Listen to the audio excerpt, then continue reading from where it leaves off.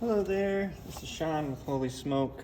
In this video I'm going to show you how to perform just basic maintenance, your regular maintenance on a Lopi model AGP pellet stove. This basic maintenance is being performed on a freestanding unit, but this also applies to the insert as well, the AGP insert. So there's a couple things you're going to need.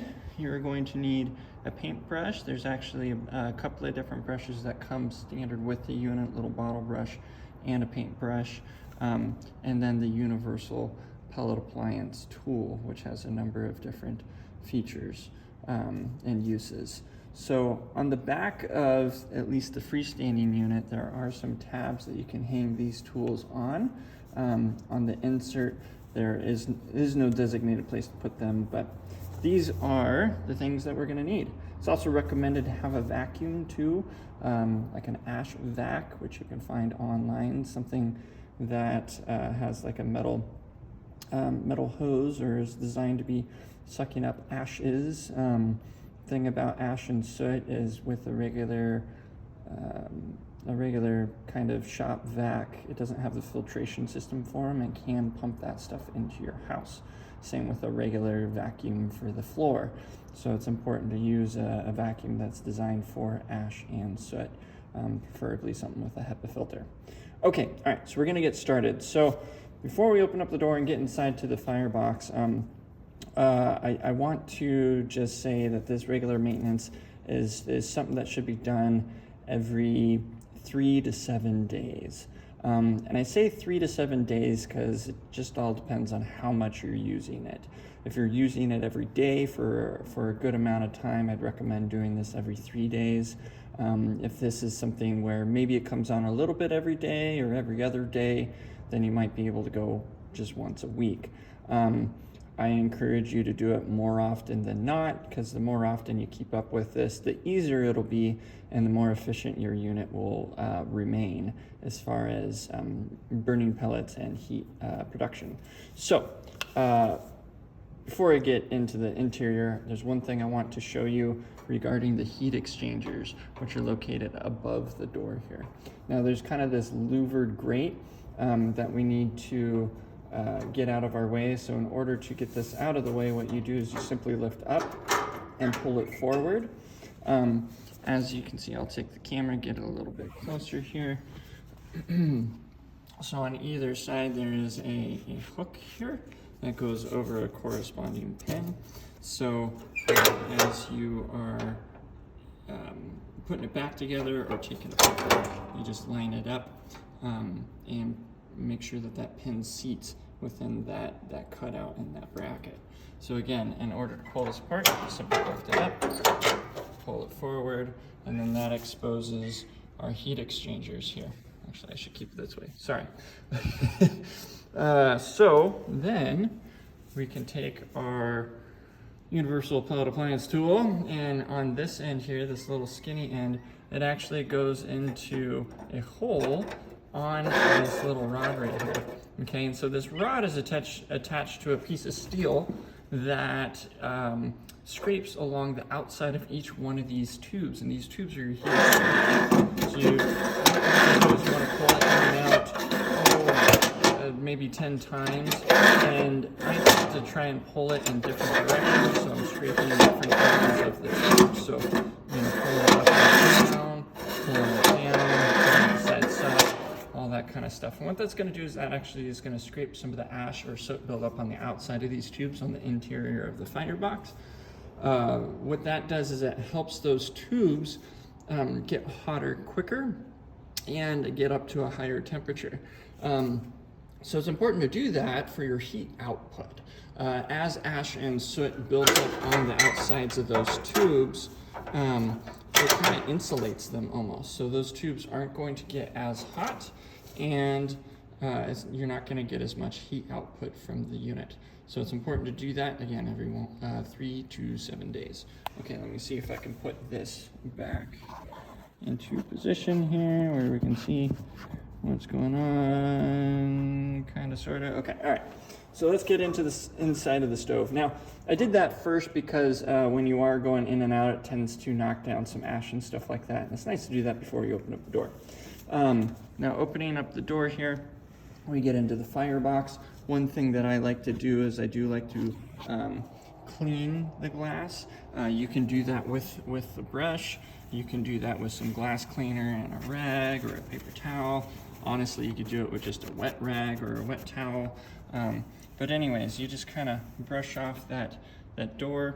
Again, if you want to get a little bit cleaner, some glass cleaner, or what we use here at the shop is Speedy White, which is a stove and hearth cleaner. Does a pretty good job. But anyways, okay, so now getting into the firebox. So we've got a few things here. We've got our flame guide, which has this emblem on here. This helps kind of deflect some of the heat upwards and the flame upwards. And a part of this maintenance is removing that flame guide. So in order to remove that flame guide, I'm going to lift up on the right-hand side, okay? I'm gonna pull it forward ever so slightly, and then I'm going to push it sideways and pull it up, okay?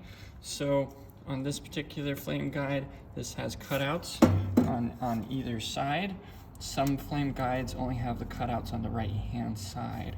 So again, it's a good practice to lift up the right-hand side, pull the right-hand side forward, and then you may need to push the whole flame guide sideways to the left to disengage it. On this particular one, you can just lift the whole thing up and pull it out. But I wanted to demonstrate that if you don't have the full cutout on your flame guide. Sometimes there's just holes, okay? All right, so, and what I will do before I reinstall that is I'm gonna wipe it down with the paintbrush and do a little vacuum. All right, so this exposes our burn platform or burn tray, or burn pot. Now it's not really necessarily a pot, it's more of like a flat surface. So we call this the burn platform. Now as you can see, it's got a lot of unburned debris left in it. And you can kind of see a little bit of holes along the front. Now what you can do, you can simply just take your brush, or you can take your tool and scrape all of this off down into the trash can down below there. Now, it's been a number of days since we've done maintenance on this unit, so I don't know if you can see. I'm gonna get some extra light in here actually, so we can really see what's going on. But as you can see, some of these holes are plugged. There's actually some carbon buildup that's lifted up. And then back there on the left-hand side, right in here, I'm kind of poking at these holes here. There's actually should be 5 holes, and that is where the igniter is. So you can see how those holes are partially plugged up, and the bottom 2 holes are completely plugged up. So this can interfere with the ignition of your appliance. So that's why it's really important to kind of do this on a regular basis. And again, the more often you do it, the easier it will be. Now, if this burn pot doesn't have too much carbon buildup and it's just got some dust and debris on it, you can simply just kind of take the brush, your paintbrush or the tool, and kind of scrape it in place. Now, this particular burn platform is quite dirty, so I'm actually going to remove it, and we are going to clean it outside of the unit, simply because it will be easier. So what I'm going to do is I'm going to remove this little pin which slides into this hole or this receiver right here in front of it. It kind of holds that burn platform in place.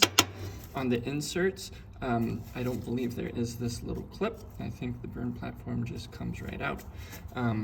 But anyways, if your unit does have this little clip, you want to remove that clip first, and then your burn platform is simply just going to pull forward. Okay? You're going to want to tilt the front of this burn platform upwards, and it's just going to come right out. So one of the beautiful things about this particular unit, it's really easy to perform maintenance on this appliance because there's no tools actually required, with the exception of a brush and the little tool to clean things. Okay, so now we're getting into the air cavity below the burn pot. You can see that kind of square opening there, right below the auger inlet. So that is where the air comes in underneath the burn pot and fuels the fire.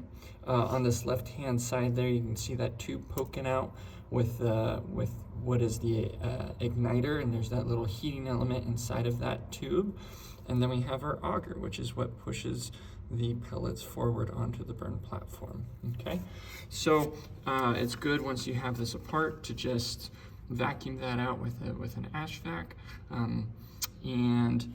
Before I do that though, I am going to go ahead and brush off the walls of these interior panels. I'm just going to use my paintbrush to do this. This is really easy. All we're going to do is brush these down. It's nice to have a vacuum running while you're doing this for dust control. I'm not going to do that right now just because it's going to be loud, but we just kind of give everything a quick wipe down and go through the Firebox. And that's all we need to do there, okay? This is just the basic maintenance. Now there is more in-depth maintenance, but really to keep your unit running and to make sure it doesn't have any ignition problems, this is really all you need to do, okay? Real quick, let's go back over to our burn platform. I want to show you that this tool can actually be used to help clean out these holes. It fits in these holes, so you can get into each one of these holes and clean it out with your tool. Okay, just like so. Recommend making sure all holes are open and clean. You can use a small bottle brush too, which is what we tend to use most often. If it's really bad, you can also use a drill with an appropriate size drill bit. That will work. We use a number of different types of scrapers, a flathead screwdriver, you know, anything to kind of help scrape this buildup. So anyways, so you're going to want to go along and you're going to want to remove all this buildup. You want this whole platform to be just nice, smooth steel. So if you have anything lifting or any kind of carbon buildup, you want to get that removed, okay? Now, I'm going to turn this thing sideways so we can see, again, these igniter holes. I just want to show you that. So with this little tool, you can kind of get in there and scrape that real good. Let's see. There you can see. I'm going to get this light in there. Yeah, so you see those 5 holes, those kind of larger holes there. Again, it's really important to make sure that those get cleaned. Alrighty. Well, I'm going to go ahead and finish cleaning up this unit and put it back together and get this thing going. But there you go. That is your basic maintenance.